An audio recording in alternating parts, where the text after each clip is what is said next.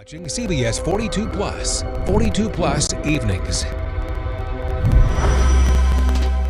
Hello and welcome into CBS 42 Plus Evenings. I'm Carly Lang. I'm Sherry Jackson. Happy Monday. Happy rainy Monday. We've got a flood watch, all the weather things that have really, they started yesterday and it was quite messy. Yeah, I looked out my window yesterday, I guess it was, and it looked like the street was a river. So we've got Dave joining us to kind of walk through this, a flood watch until tonight, Dave. Yeah, you don't want the river? You want riverfront property in your house? I moved away from Louisiana. That Right. should not be following us. We left that for a reason. But yeah, no, a lot of rain yesterday. Some places got 3-4 inches of rain. Just the rain kept sitting in the same spot in what we call training when it moves over the same area. And that's where you get those flooding events like we had through part of Birmingham. I-65 was shut down temporarily. Up I-22, Gardendale, Fultondale had a heavy rain. Homewood had heavy rain. Yeah. Just a lot. And it happened to be quite a bit of rain in a short period of time. And you get your flooding. Welcome to summertime.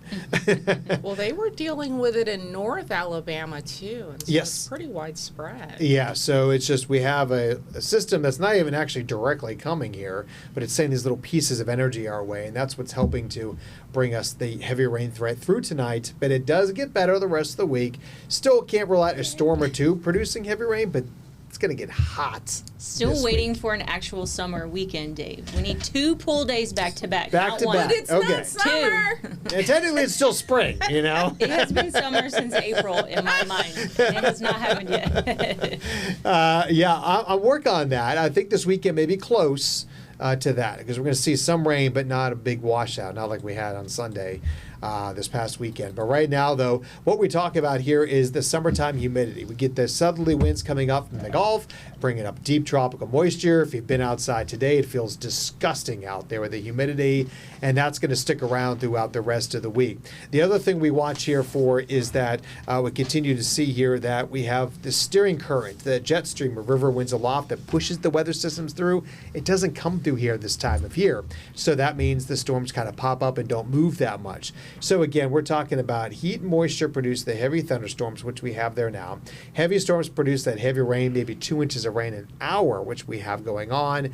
And then we are talking about no fronts. And again, they sit there, the storms kind of either sit still or move over the same area or train. And that's where we get that heavy rain. Look at the rain totals here the last couple of days. 1, 2, as much as 5 inches of rain has fallen here. Of course, really helping out with the drought conditions too, but that's a lot of things to be pretty soggy, and any additional rain we get, of course, would just run off. So we do have that flood watch in effect until 8 o'clock tonight for a large chunk of central Alabama. You can see here there are a few flash flood warnings up in Coleman County, some flood advisories as well too, as that's where the heaviest rain continues to fall. Right now in Hoover, though, we have some light rain falling, temperatures coming in 77, but that dew point 75. That's disgusting air. That's air you can wear when the dew points get that high. There's so much moisture in the atmosphere. As if you could take like think of a wash rag that's full of water, wring it out, you would get 2 inches of moisture in the atmosphere for today. That's how much moisture is in there, which means that's how much rain you can pick up. A lot of the rain drying out to the west, but moving off to the east, though, from Aniana back to Gadsden. You can see Fayette looking pretty dry there. Things are looking much better down in Tuscaloosa for us right now. Heading on into the metro area, just some light rain showers if you're heading out to dinner this evening. And then you get farther to the north, you can see up there from Double Springs to Coleman and Hansville. That's where we've seen some of the more intense rain kind of working its way through the region here, and with that you can see how it's not quite as heavy as it once was. That's good news, but still the streams and creeks can be running pretty high. All of this is sliding to the east here and will gradually kind of rain itself out over the next couple of hours here. So look at that chance of rain really decreasing 70 or 40% at 7 o'clock to nothing overnight tonight, so that'll be at least some good news for us. And it's all thanks to this low spinning up near Chicago. Little energy kind of pushes its way through there, and that's what gives us that rain. Futurecast does show, again, some of those showers this evening tapering off here as we get to the overnight hours, and you'll see after 11 o'clock just some clouds out there, maybe a little patchy fog in spots, some sun to peek out through the clouds tomorrow morning, but notice here all the way to the afternoon, pretty dry. After 4 o'clock, we start seeing a few of those pop-up storms that could produce heavier rain, but they're few and far between compared to the last couple of days. And then it all comes to an end on Wednesday. And that's when things start to heat back up across our area. We could pick up maybe another half an inch to an inch and a quarter of rain over the next 7 days. And then we're looking at that chance of rain tomorrow, greatest to the east, least amount to the west. So breaking tomorrow down for you, you can see here we are looking at that low chance of a shower through 4 o'clock at 20%, up to 89 though. It's going to be a hot day tomorrow. Heat index will be back into the 90s. And then after that, here comes the heat Wednesday, Thursday, Friday, highs in the 90s. Heat index running 95 to 100 degrees. So be glad we work indoors because if you have to be outside, a lot of breaks, take a lot of water out there as well too. And then here's your weekend, Carly. Not a complete washout, but we are looking at 90 to 88, and we'll have some of those pop-up scattered storms for you each and every day moving forward before the middle 80s return next week. All right, Dave. Thank you, Dave. Waiting on a day with no little lightning strikes. Soon, hopefully. All right. Well, big You're day. watching CBS 42 Plus. 42 Plus Big day evening. for the Alabama Crimson Tide. Yeah, they just needed a little intro there. The Alabama Crimson Tide. They're headed to the World Series, Sherry. Very exciting. Headed to Omaha, beat St. John's today. Let me see the score. 7-2. They had rain delays, but this is the first time for the Tide going to the World Series, going to Omaha since 1999. So that's a long, long, long time. And the way they celebrated it today, pretty cool. Pretty We've cool. got some video. Let's see. Yes, you can see the excitement. We also have Jacob Morris joining us, our sports guy, to kind of break down the game. This was a big rain delay. Hold on one second. As we get ready, Jacob, Yes. we can hear you, but this was like it was cool for the Tide because I think as the coach said, they're planning to get here. This is a big surprise for them, but he seems to continue to be impressed by how this team shows up, and I hope the momentum carries into Omaha for them. Yeah, first time in 27 years for this group, and you mentioned Rob Vaughn there, the head coach. If you go back to the introductory press conference, this is year 3 for him. He said at the end of that press conference, he said, very soon, this program has laid the groundwork. Now it's time for us to bang down the gates of Omaha. And sure enough, here comes Alabama, and they take down St. John's 7-2. You mentioned the rain delay. Obviously, Dave was in here talking about the rain. This game started at 3 p.m. yesterday, got delayed around 5 p.m. They called it for the evening around 7 or 8, and then they resumed play at 11. So they had to play 2 more innings at 11. All in all, we had about a 21-hour game there from the beginning to the end, but ultimately Alabama gets it done. And you mentioned the excitement. Obviously, this program hasn't been back to Omaha since 1999, and now a chance to win a national championship. 8 teams in Omaha, 5 SEC teams. They open against Oklahoma, one of those SEC teams, on Saturday. Very exciting stuff. So this rain delay, Yeah. that's got to be for these players to wait that long.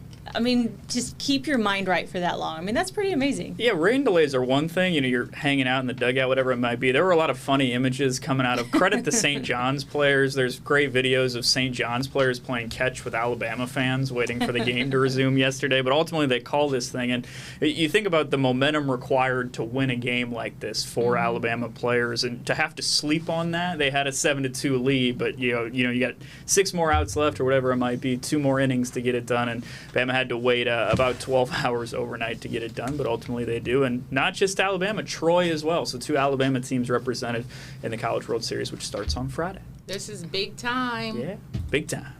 Hopefully all the rain moves out every place else, too. Absolutely. I'm trying to move and get my head right in this shot. I'm just all over the place. But All right, Jacob. Well, thank you. We appreciate you joining us. Of course. All right, stick around. When we come back, World Cup starts this week. So yay. Yeah. And we got a little Alabama action for World Cup, too, so we'll talk about that, too. all right, we'll be right back.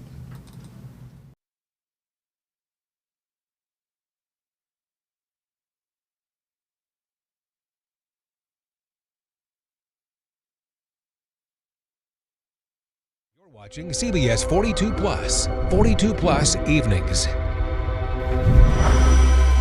Welcome back into CBS 42 Plus evenings. The World Cup is getting underway this week. We are just 3 days away now, Sherry. So before the break, I mentioned how there's some Alabama action because Argentina is playing like a warm-up game, if you will, with Iceland down in Tuscaloosa. So we saw at 6 o'clock on the news today how they were getting ready, getting the field prepared. So the energy is like palpable for soccer fans. But to get a chance to see Lionel Messi at a friendly, if you will, just down the road from Birmingham might be a cool opportunity. We are talking about security going into these games because it's such a big event. That is a concern. And our next star reporter, News Nation correspondent Ryan Bass has been digging in on kind of what you can expect security-wise and really what they're doing on the big scale. Well, as millions of fans descend on North America and especially the United States for the World Cup, security officials are preparing for just about everything. We're talking about cyber attacks, AI misinformation, crowd surges, and even potential terrorist threats. But one of their biggest areas of concern and focuses is on drones, because that technology has far surpassed where it was in 2022 when we had the World Cup in Qatar. So that is something that security officials are very much zeroed in on. And we're talking about 48 teams that are participating in this tournament, over 100 matches in North America, 78 in the U.S. alone, dozens of world leaders coming to the U.S., and that is the scale of this security challenge ahead of the World Cup. Federal officials call it the largest security operation ever tied to a sporting event. As White House World Cup Task Force Executive Director Andrew Giuliani put it, it's 78 Super Bowls in 39 days. And while officials say there are no credible threats right now, drones remain that major focus. The 11 U.S. host cities have received $250 million in federal funding for counter-drone technology, and law enforcement agencies have spent months preparing and training. Just to put this in perspective, last year, just 5 major U.S. events had counter-drone protection. During the World Cup, all 78 matches and fan festivals in every host city will have it. Our collaboration, our planning, and our commitment will leave a lasting legacy for FIFA and for every major event that comes to this state in the future. The world will be watching, and together we will make sure they see the very best of the United States of America. Now, some of the tools being used by security teams outside of counter-drone protection are things like AI-powered cameras, robot dogs, giant X-ray trucks, and even hunter drones, and they're all tied together through command centers where federal, state, and local agencies can monitor any potential threats in real time. Now, keep in mind, the World Cup also coincides with America's 250th birthday celebration that's happening in Washington, D.C., so there's a lot of security teams stretched thin from coast to coast. Congress, however, in terms of the World Cup, approved roughly $875 million in federal World Cup security funding through legislation that passed last year. So after years of planning, the real stress test, it comes on Friday when we have our first World Cup match here in the U.S. that's going to be in California between the United States and Paraguay at SoFi Stadium. That is when we will see, when the first whistle blows, how prepared the U.S. is for the World Cup here in North America. Well, there you have it. I want to, first of all, if I said Tuscaloosa, I meant Auburn, that they're preparing Jordan-Hare Stadium for the game between Argentina and Iceland, which I believe is tomorrow. But it's really cool. Really cool. I've seen like commercials. There's a commercial right now with Will Ferrell where it's like, if you don't know anything about soccer, right now is a great time to expose yourself to it because it's happening right here at home, somewhere relatively close to you. You can check it out in Auburn. That first game that the U.S. will be playing, that will be played in the U.S., is happening this weekend. Team USA will be taking on Paraguay at SoFi Stadium in Los Angeles. So there are options if you want to see soccer for the first time. And remember, it's all of, right, the Americas. And so in Mexico, it starts Thursday. Mexico will play South Africa in Mexico City Stadium. So it's going to be big. World Cup action happening this week. All right, we're going to take a quick break. When we come back, we're going to wrap up the Tony Awards that were handed out last night. It was so amazing. We'll be right back.